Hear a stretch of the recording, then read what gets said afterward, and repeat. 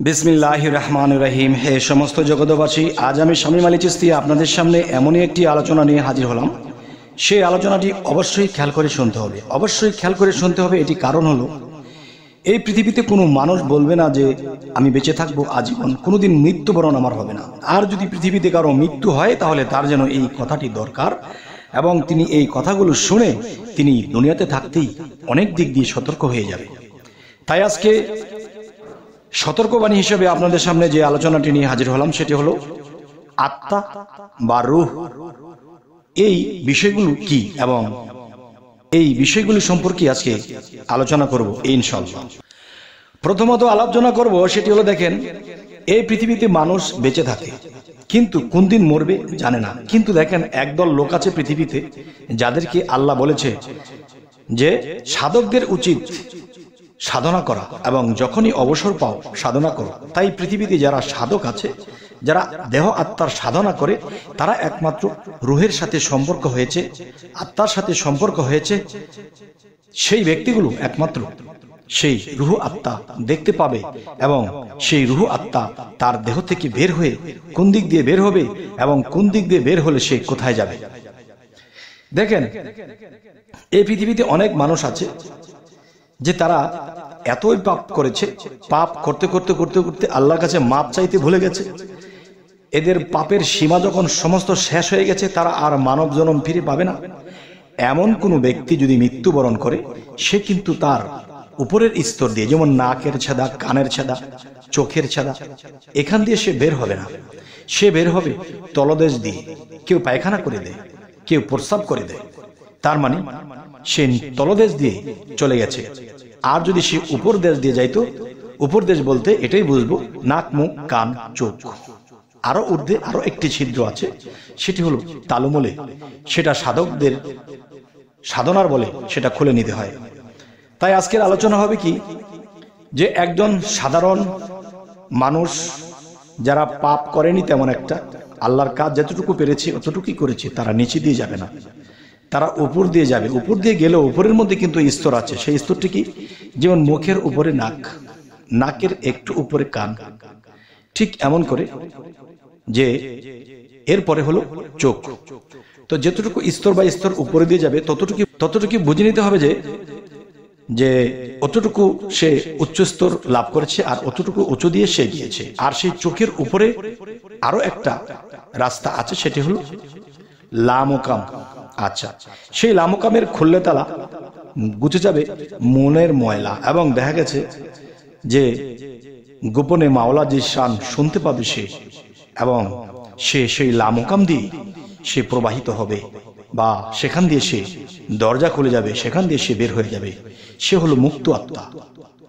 আচ্ছা, এখন যে কথাটি বলতেছি আপনাদের সাথে সেটি হলো, সেই আত্মাগুলো কি করে জানবে কোন দরজা দিয়ে বের হলে সে কোথায় যাবে। আচ্ছা, তাহলে পৃথিবীতে সাধারণ লোক এবং যারা সাধক নয়, যারা শুধু মুসল্লি, তারা বলতে পারবে না।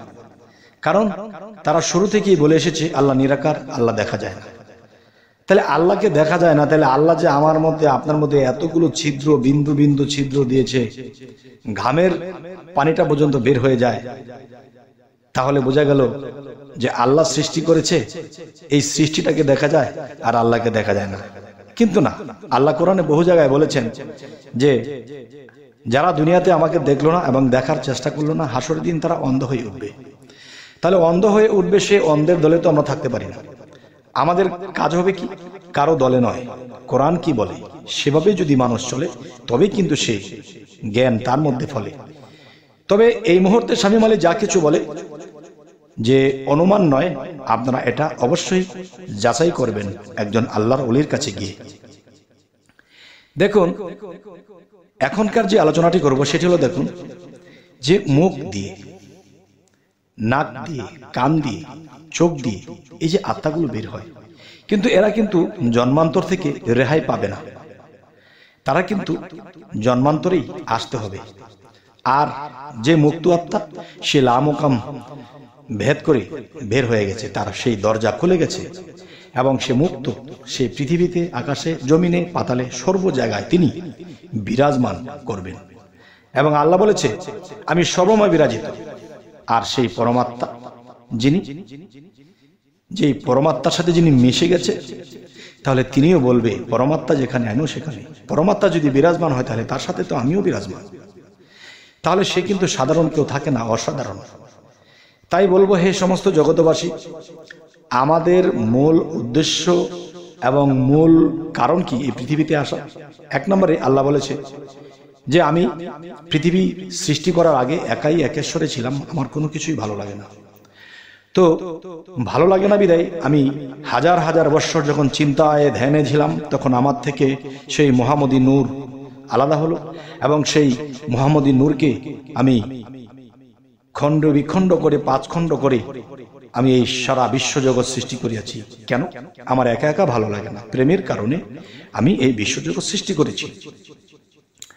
শেষে আল্লাহ প্রচার দিলেন, হ্যাঁ প্রেমের কারণে তো বটেই, কিন্তু এখানে একটা বিষয় যে ওয়াল্লাযী খালাকাল মাউতা ওয়াল হায়াতা লিয়াবলুওয়াকুম আইয়াকুম আহসানু আমালা ওয়া হুয়াল আজিজুল গাফুর। অর্থাৎ আমি মানুষের মৃত্যু ও জীবন সৃষ্টি করিয়াছি পরীক্ষা করার জন্য। পরীক্ষা কি? প্রেম পরীক্ষা, ভক্তির পরীক্ষা, বিশ্বাসের পরীক্ষা, আচ্ছা ধৈর্যের পরীক্ষা। এই পরীক্ষা যারা পাশ করবে তারা অবশ্যই আমি আল্লাহকে লাভ করবে।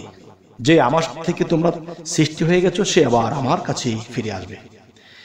তাহলে যদি আমরা নিচের রাস্তাটা বের হয়ে যাই সেটা জাহান্নাম, আর যদি উপরের রাস্তা দিয়ে বের হই এখানে কিছু অশান্তি আছে, কিছু শান্তি আছে, এই মিলেই কিন্তু পৃথিবীতে বাঁচতে হয়। সেই মানুষগুলো জন্মান্তরে থাকলেও তারা হয়তো আল্লাহর ভালো পথ পেয়ে যাবে, আবার সুযোগ দিবে, আবার পরীক্ষা দিবে।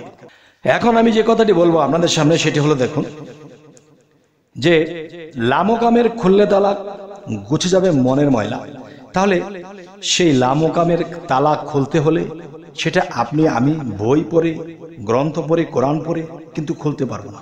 এটা খুলতে হলে এই পৃথিবীতে কোনো সাধক, সে মহাপুরুষ হয়েছে, সে সিদ্ধ পুরুষ হয়েছে, সে নিজেকে পবিত্র করেছে, এমন কোনো ব্যক্তি, এমন কোনো মুর্শিদ, তার কাছে গিয়ে বলতে হবে বাবা অবশ্যই আগে আল্লাহ পরে আপনি দয়া করবেন। দেখেন তিনি তো তিনি, দুই মিলে একাকার, কিন্তু শরীয়তের ভাষায় এটা বলতে হয়। আচ্ছা, তো এখন একজন আল্লাহর ওলির কাছে গেলে তিনি যদি তার লামকাম খুলে থাকে বা লামকামের সাধন করে থাকে, তাহলে আপনাকে সেই লামকামের সাধন দেবে। সেই লামকাম যদি আপনি একবার খুলে নিতে পারেন, ইনশাআল্লাহ আপনি মুক্ত হয়ে যাবেন। কেননা যে পৃথিবীতে পরীক্ষা উত্তীর্ণ হয়েছে, সাধনেও আপনি স্তর লাভ করেছেন, আল্লাহকে সন্তুষ্ট করেছেন, অনেক ত্যাগী হয়েছেন, নিজেকে কুরবান করেছেন, তাহলে আপনি অবশ্যই সেই সাধনা বলে, সেই প্রেম বলে আপনার লামকামকে আপনি খুলে নিতে পারবেন। কারণ দেখেন, মানুষ পৃথিবীতে যত সাধনাই করুক, কিন্তু প্রেম ভক্তি যদি এর সাথে মিশ্রণ না থাকে, তাহলে যেমন মনে করেন খুব দামি তরকারি পাক করা হয়েছে, সেই তরকারিতে অল্প দামের একটু লবণ দেয়নি, এতে কিন্তু খাবার কি হলো, খাওয়ার অযোগ্য হয়ে যায়। আর যদি একটু লবণ দেয় তবে কিন্তু সেই সুস্বাদু ফিরে আসে। তাই বলবো, পৃথিবীতে যত মানুষ যত সাধনাই করুক, যদি সেই মানুষটি তার সাধনার পাশাপাশি প্রেম ভক্তি থাকে, আর ভক্তিটা কি? ভক্তিটাই হলো লবণ, যার সমস্ত খাবারই নষ্ট হয়ে যায় যদি এই ভক্তির লবণ না দেওয়া হয়।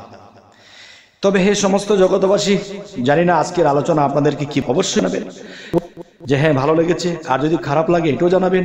তবে এটিও বলবেন যে সামনে কি ধরনের আলোচনা চাইছেন, অবশ্যই সেটি উপস্থিত করার চেষ্টা করব। তো সকলে ভালো থাকবেন, আল্লাহ হাফিজ।